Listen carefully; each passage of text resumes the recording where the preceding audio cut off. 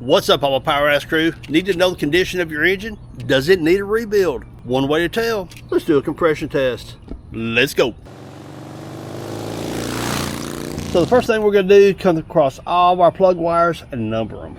I know some of you are going to be like, really, Chuck? Why you want to number them? I mean, the 1 through 6. Because you really don't want to get your plug wires mixed up, and when you put it all back together, you'll be like, why won't it start? Why won't it run right? Why is it missing? Because you got your plug wires crossed. So just a few minutes of easy prep, save you some headache later on.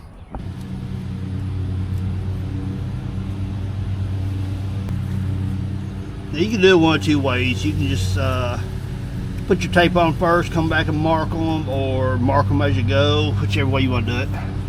All it's for is to help you prevent from crossing your wires up later. Now, those of you who don't like using the tape method, of course, if you got one of those label makers, which I also have, you can do little fancy labels and stick on there. However you want to do it, it's up to you. Because some people are like, oh my gosh, that's just so tacky using tape like that when you can use a label maker, make it look all professional. I couldn't care less, because when it's all said and done, I can take this tape and just tear it off, throw it in the trash, and this tape is cheap. Label maker tape, not as much. I mean, Dollar General, less than $1 a roll. Then take your Sharpie marker, cylinder number 1,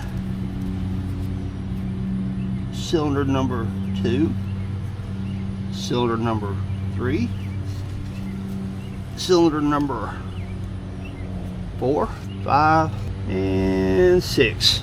So now it's time to pull your plug wires. Take your plugs, your boots, and turn them. Because oftentimes the boots, after so long a time, will stick to your plug and make them harder to remove. And also the metal that clips onto the end of your plug, it helps release it so you don't pull the terminal out the inside of your plug. So now twist it a little bit, give it a little pull, gentle pull. Don't pull it by the wire. You will guarantee to tear up your wires if you do that. Give it a couple little twists. Twist it as you're pulling, and I can feel that this right here is wanting to stay on the plug.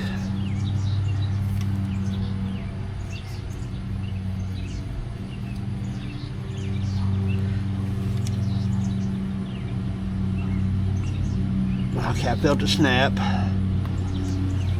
There it goes. Now I gotta check. Okay, yeah, I'm good. What you gotta be careful of is you got your spark plug wire terminal right there. If you pull it the wrong way, you'll pull the wire out of the terminal, and then you're going to either recrimp your end or new wires. That number 1 plug, it's kind of a pain because you got your top heater hose is right over top of it. I've got my onboard air compressor, or those of you who have AC, you got the air compressor right there on top of number 1. So that number 1, kind of a pain. Now, doing a compression check, you want to pull every one of these spark plugs out. Why? Because it makes it easier to spin the engine over to get the readings you need for your gauge. Tool tip: take your swivel and wrap electrician tape around it. It stiffens them up so they're not so floppy. A lot easier to control getting down into tight areas. At least break them loose from the cylinder head with a ratchet so you feel what's going on before you use an impact on them. And definitely never put the plugs in with an impact. Man, it would be so much easier with that compressor out of the way, but I am just being totally a pain about that.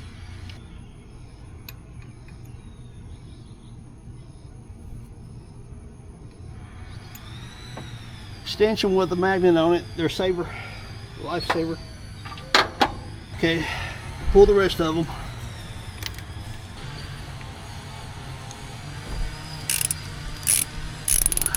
Now I've got my little trigger right here that's wired to my starter and to my battery, which engages the starter and turns the engine over. One end of it clamps onto your hot battery cable. And we go under the Jeep. Oh, spider, spider, spider. All right. Here's your starter. Here's the little solenoid. Where the little wires hooked to your starter solenoid, that's where you put your other alligator clamp. One of them goes on the hot post, the other one goes right here. You pull the trigger and spin it over. You get a spider right there saying, leave me alone, leave me alone. Old school creeper, baby. The Chrysler and GM use a starter solenoid much alike each other, so that little small post where the little wire goes, put the alligator clamp there. But if you're running a Ford engine, let me show you something. And here we have Rust Bucket. It has a 351 Windsor sitting in it now, which uses this style solenoid here. Ford uses a separate starter solenoid.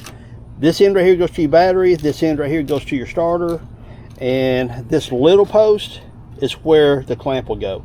On the trigger starting tool, one clamp goes to your battery, the other clamp will go right here on a Ford starter solenoid.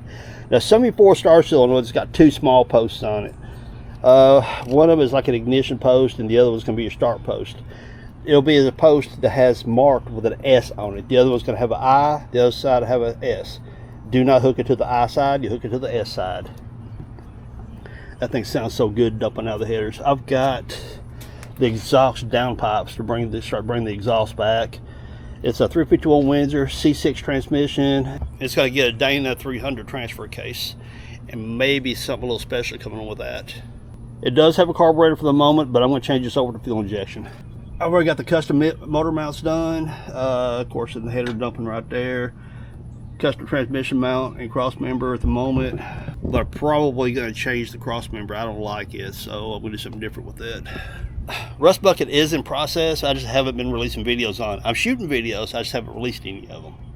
Now, if your Jeep is a manual shift, be sure to take it out of gear, because if you bump that starter, run over your own foot, it can make performing this compression test a bit less time efficient. Yeah, we'll call it that. Someone might laugh at you too. Then once you get it clipped onto the starter, you simply pull the trigger, spin the engine over. And what you're looking at here is a kit to test compression. So let's go over the parts. Here, obviously, is your gauge. And apparently I didn't release my pressure from the last time, which means, obviously, good set. So this is your gauge. It tells you how much compression you've got in your cylinder. Then you've got different adapters here for different spark plug hole sizes. This is one out of my 4.0. These four adapters right here, these got screwed down inside your cylinder or where your spark plug goes. Different sizes for different cylinder heads. This right here is the exact same thread pitch as the 4.0. But if you need one of the adapters, basically what happens is you just screw it onto the end of it here, and you don't have to make it super tight. You screw it up to the point it pretty much squeezes that seal and you're good to go. And then this screws down inside the cylinder. These two adapters here is for when things get cranky. Meaning, if you have a hard time getting your adapters or your hose down where the spark plug screws in at, you can use these right here. These most of the time work pretty good. So basically what you do is you take your gauge here, and just like any type of air fitting, that goes in there and you're good to go. This, you push that down inside your spark plug hole and you press really hard to maximize your seal. As you turn the engine over, it pushes air inside the gauge right here and tells you what your pressure is. So before I started doing this shot here, I was trying to screw the hose into it and it's just being cranky and I'm over it. It is 100 degrees out here and I'm not fighting it. So I'm using that adapter right there. Now back to the show. So what we're going to do is we're going to take that curved adapter, because it fits right down inside that spark plug hole pretty good. And notice where my palm position on top of the gauge right here. Put a little oomph of pressure to it before you turn the engine over. And what's going to happen as I turn the engine over, the piston is going to be coming up and down the cylinder walls, okay? So as it comes up on compression stroke, it's going to blow air out the spark plug hole. Well, since I've got this pushed over the spark plug hole, it's going to push the compression inside the gauge. So I'm going to press down on the gauge to be sure I got a good seal as best as possible.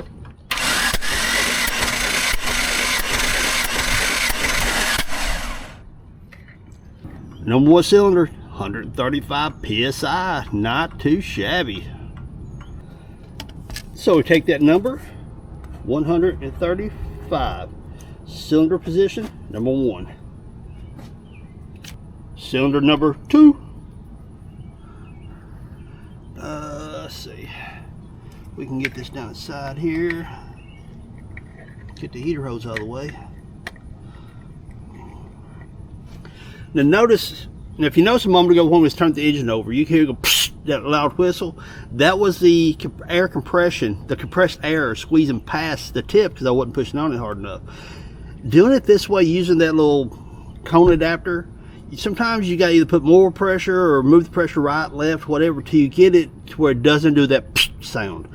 When you don't get the psh sound, you've got full compression going into the gauge. All right, let's do it.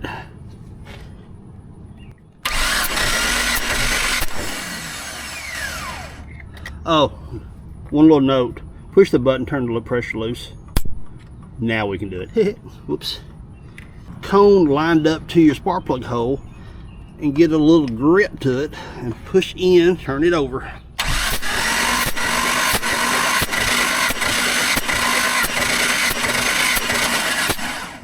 There we go. 125 psi. Cylinder position number 2, 125. And we'll talk about that chart here in a minute. Take your little pressure release, turn it loose, and cylinder number 3.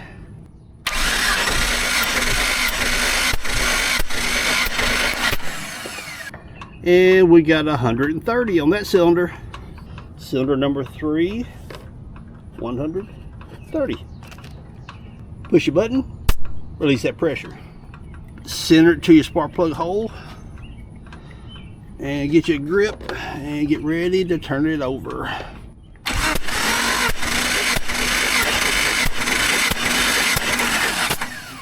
Whoa, son, 155. That's what I'm talking about.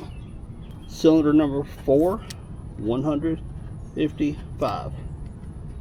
Take it, go, turn it loose. And get back here on number 5. Center it to the spark plug hole, put a little oomph of pressure to it, pull the trigger.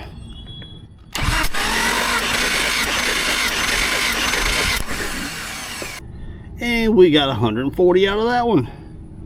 Each one of those tick marks is 5. So you got 125, 130, 135, 140. Position cylinder number 5, 140. Release the pressure.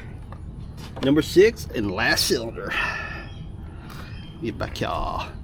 See, number 1, so number 1, 2, and 6 are the ones that's kind of hard to get to. Number 6 is because you got this drain tube back here. Not really bad back here, but it's just a little bit more in the way, that's all. All right, let's do this. Pull the trigger.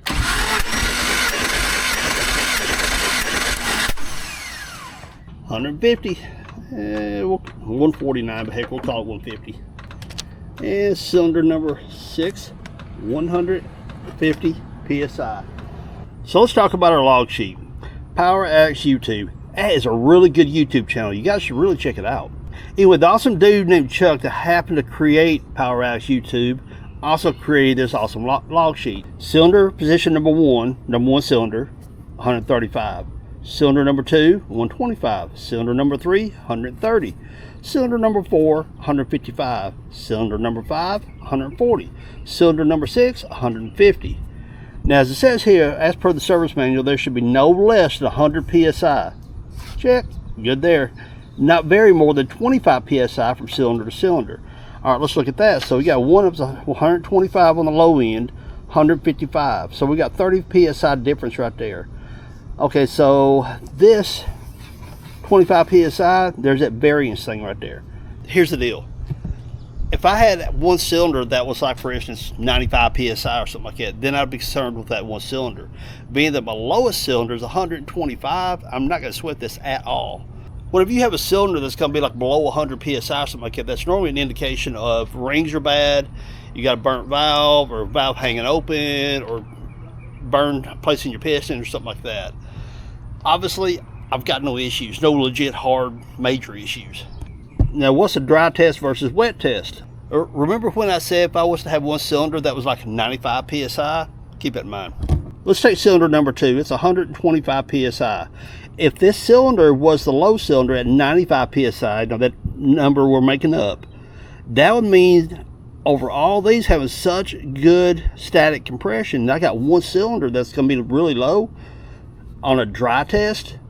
Well, what I would do is get me an oil can and shoot some oil back inside the cylinder of number 2.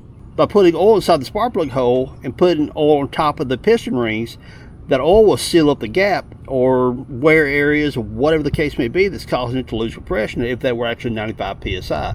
So once you get that oil sealing everything up and do another compression test, if that 95 psi here on a wet test means I've got oil on top of the piston, if that 95 shot up to 125, that tells me my rings are bad. But with numbers like this right here, I'm not even going to worry about a wet test, simply because the difference between a dry test and wet test right now, with my compression being so good, my rings are seating so good, and my valves are obviously seating really good, I've really got no issues. So a wet test wouldn't show you guys much. Down here it reads, scan this QR code to see the how-to YouTube video. I'm actually shooting that right here. Scan the QR code to see the web page for instructions. There will be a QR code here and here. So whenever you guys go to my website and print this out, you can take your phone and scan those QR codes. That QR code will take you to the video that we're videoing right here, right now. And the QR code to the web page on poweraddicts.tv will give you written directions on how to perform a compression test. And they'll give you all the parameters of what a stock compression should be. And you know, this sheet right here, downloadable from there, but you use the QR code from the sheet to get to that. You've already been there, so there you go. And some of you seasoned mechanics out there is going to call me out on something, and you're not wrong, okay? Whenever you're doing a compression test and you're measuring how much cylinder pressure you're getting off of each cylinder, what you're also supposed to do is take your throttle body or carburetor, and if it's a carbureted engine, hold the throttle body or the carburetor wide open throttle. And what that does, as the engine is turning over and the intake valve is opening up, is sucking in air into the cylinders. It's sucking it in through the carburetor. You're just getting maximum amount of air it can possibly get. As you see from the numbers right there, they're good. Now, for whatever reason, I happen to get 100 psi, 90 psi, and it's consistent across all the cylinders, then I'll open up the throttle body or open up the carburetor to allow it to get more air. But if my numbers are that high to begin with, it's getting enough air to do the test, so it's not really that big a deal. The only thing I might get out of this, if I was to crack that throttle body wide open right now and rerun the test, I might get a couple psi difference for each cylinder. So, I mean, per textbook, open up the throttle body, open up the carburetor, whatever. Is it always necessary? No, it's not. Now, before some of you get all keyboard happy and call me out on something, I'm going to cut you off right here. There are 2 more compression tests that can be run. I'm going to put it to you that way. There's called a snap test and a running compression test.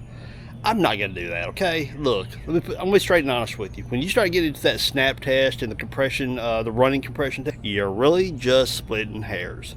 Because it comes down to the basic mechanics of it all. Either your cylinder has compression or it does not have compression. Now, how well it has compression throughout the running cycle, that's one thing. I built my first engine since before I was old enough to drive. So I've got a few engines under my belt, so I know a little something, okay?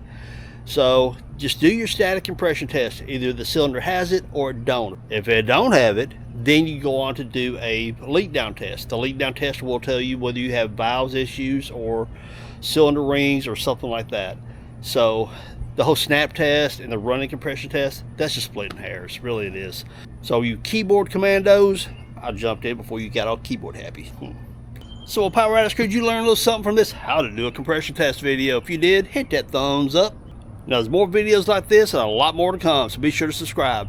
And go check out poweraddicts.tv. We got t-shirts, some really cool stuff.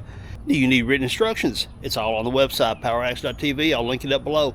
So if you enjoyed this video, hit me with a thumbs up, subscribe if you haven't, leave me some cool comments down below. Peace. Later, y'all.